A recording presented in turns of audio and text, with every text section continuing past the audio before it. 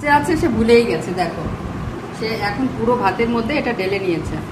বলছে এখন আর ভাতও নেবো না, মাছও খাবো না। তার এত ভালো লেগেছে। গরমা গরম ভাত আর পেট ঠান্ডা করে ঝিঙের তরকারি। চলো কীভাবে রান্না করলাম একটু দেখ খেলো।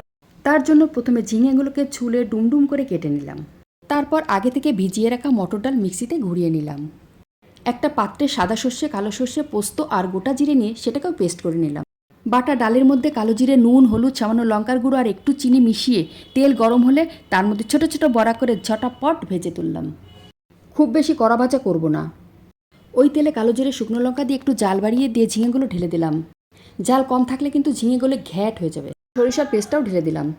নুন কিছুটা কষানোর পরে দিলাম সাথে কাশ্মীরি লঙ্কার গুঁড়ো, চিনি, কাঁচা লঙ্কা আর আদা কুড়িয়ে দিলাম।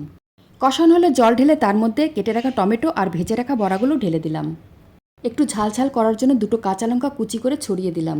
ব্যাস হয়ে গেল ঝিঙে আর ডালের বড়ার অসাধারণ কম্বিনেশন।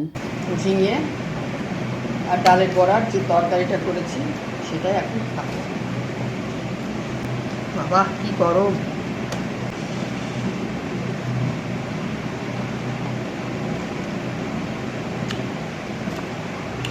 বড়াগুলো একদম নুসনুস করছে।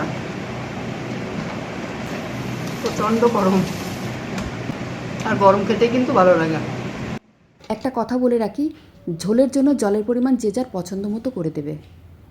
একদম ঘন আমার ভালো লাগে না, তাই আমি একটু পাতলাই করেছি। কেমন হয়েছে জানিও কিন্তু। আর এই গরমের দিনে এরকম ঝিঙের তরকারি পোস্ত দিয়ে, সর্ষে দিয়ে দারুণ টেস্ট। অবশ্যই সবাই একবার ট্রাই করবেন।